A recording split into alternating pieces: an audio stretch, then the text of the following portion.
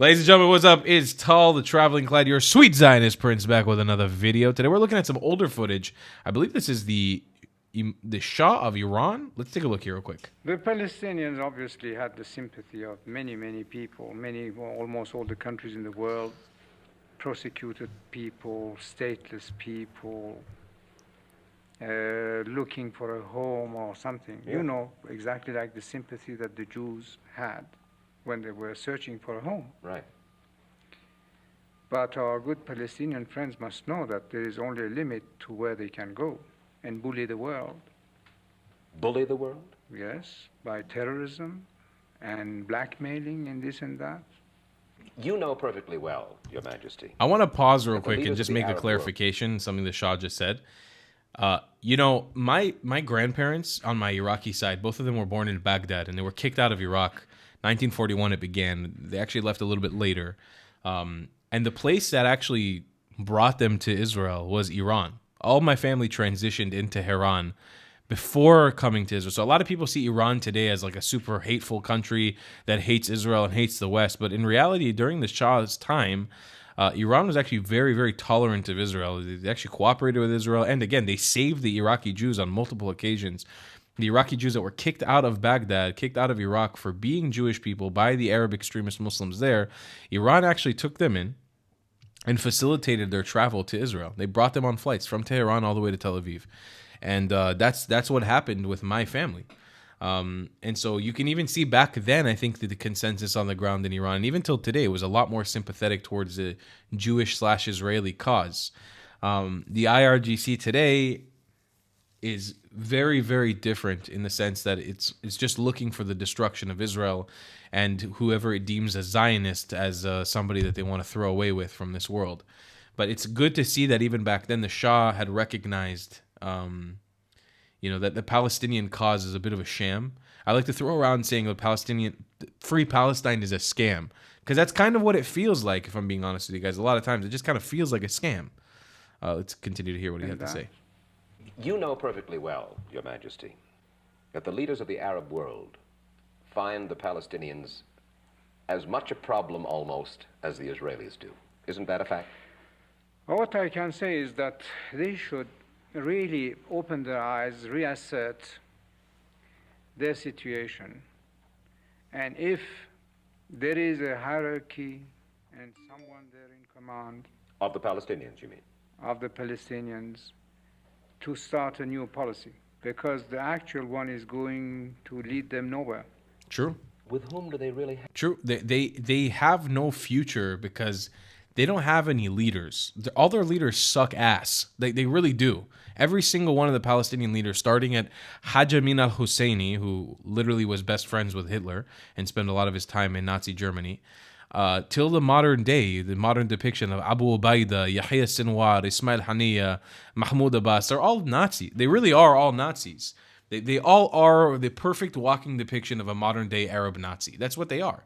They all believe in Nazi propaganda. They're all Holocaust deniers. They all want to kill Jewish people, not Zionists, it's Jewish people.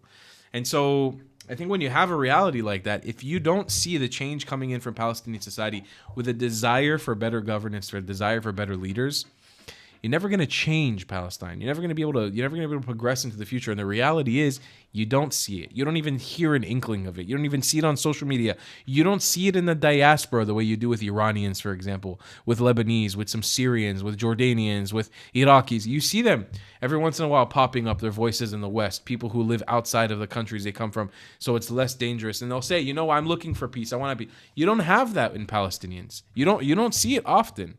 And the ones that do, they carry a lot of extremism with them, and they're completely shunned and excasted by the society. It's like, it really feels like there's no hope for Palestinian society, because at its core, Palestinian society is kind of broken. They have understanding with us. Going to lead them nowhere. With whom do they really have understanding? With Assad, with Sadat, with Hussein? That's a very good question. They have none with any of these leaders? Not to my knowledge. And they seem to be out of control. It seems so today. And what about the Arab leader who supports the Palestinians, the terrorists, with his oil money, Muammar Gaddafi of Libya? He's crazy. You really believe that? Oh, yes. No doubt. The man is absolutely irresponsible and crazy. And there you go. There you go. The Shah of Iran in 1976 laying down some actual truth. Inshallah, someday we can see a reality in the Middle East where the Shah is back in power, or at least his descendants or somebody who is aligned to him, to end the cycle of extremism coming out of the Islamic regime of Iran. We do have another video to look at here. So we're going to be looking at a video of Pierre Puigdemont. I don't know how to pronounce his name. He's the upcoming runner-up for potential Prime Minister of Canada after Justin Trudeau. Let's see what he has to say. From what I understood, he's pretty pro-Israel. Yesterday you said that you endorse Israel proactively defending itself by hitting Iran's nuclear sites, which is something that President Joe Biden does not endorse. Do you not feel like this could lead to a likelihood of an all-out conventional war between Iran and Israel? And do you not agree with Joe Biden and his assessment? I think the idea of allowing a genocidal, theocratic, unstable dictatorship that is desperate to avoid being overthrown by its own people to develop nuclear weapons is about the most dangerous and irresponsible thing that the world could ever allow. I actually had a recent conversation with a very high-level, I'll say, security officer in the IDF, and he had told me that his biggest fear out of anything in this region, his biggest fear is the Islamic regime of Iran developing nuclear weapons. He, without a shadow of a doubt, said that if they ever develop nuclear weapons, the chaos that will unfold in the Middle East forthcoming after that, it's not something we'll physically be able to control, and we will see millions of people suffering and dying most likely under that kind of power. It is imperative that all of us, global citizens, all of us fight against the possibility of Iran developing nuclear weapons. It should not even be a reality. There should be no peace deal. They have shown us time and time again now they are willing to strike Israel head on with their own weapons. There cannot be a reality where Iran develops nuclear weapons. And I couldn't agree with Pierre more. And if Israel were to stop that genocidal, theocratic, unstable government from acquiring nuclear weapons, it would be a gift by the Jewish state to humanity. That is a great... Damn, bro. Bro, become king of Canada, baby. I like you. You know what I'm saying? I'm not, fuck you if you think I'm a shill for anybody who's pro-Israel. I'm not like that. But I'm saying, it seems like we have some leaders in the Western world who truly get it. Some, not a lot, some that truly understand what it takes to survive in this world that we live in today.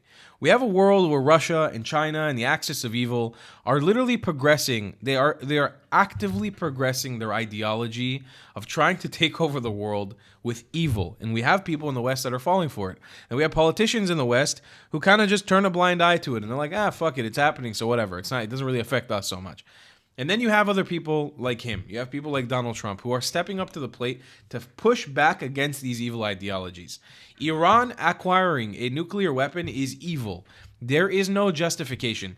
There is no moral equivalence. There's nothing you could do to ethically vouch for Iran developing a nuclear weapon. There's nothing about it that is ethical or moral. We can't allow it to happen.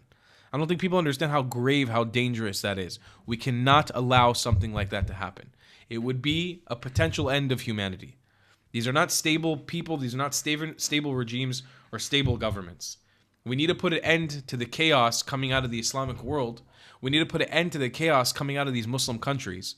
We need to start pushing, not for Western values, because I don't even like or agree with that term of Western values. Did you know that most of the Western values, that Judeo-Christian values, comes from the Middle East?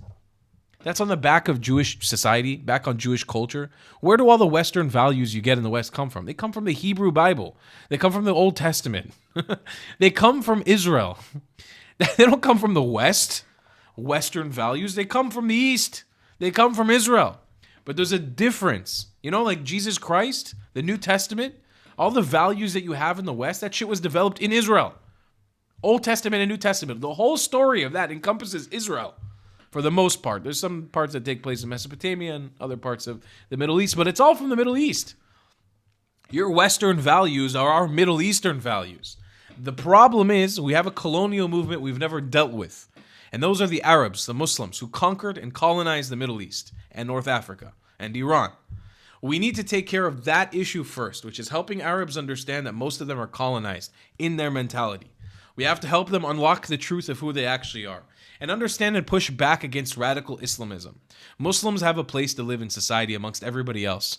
They should be allowed to live and practice their religion freely, however they want. But Islamism, jihadism, Salafism, Wahhabism, we need to put an end to these radical ways of thinking that justify mass murdering people based on religion or based on their ethnicity, and superiority complexes that make you believe that you're superior to somebody else because you are an Arab. I refuse to live in that world moving forward. And I'm so grateful that Israel allows me to broadcast this voice proudly to you, because I would not be able to do this from an Arab country. I'm so proud that I live in a country that allows me to make this kind of content to educate people all over the world. I'm immensely grateful for that. And I appreciate the Shah of Iran and Pierre for stepping up to the plate, both in the 70s and today, to openly acknowledge the fact that we need to put an end to Iran's chaos, and we need to put an end to the Palestinian cause, and revamp and reform that. Revamp and reform the realities we're living in. I love you guys a long time. Thanks for listening to me blab about, and I'll see you in the next one. Goodbye, Clats.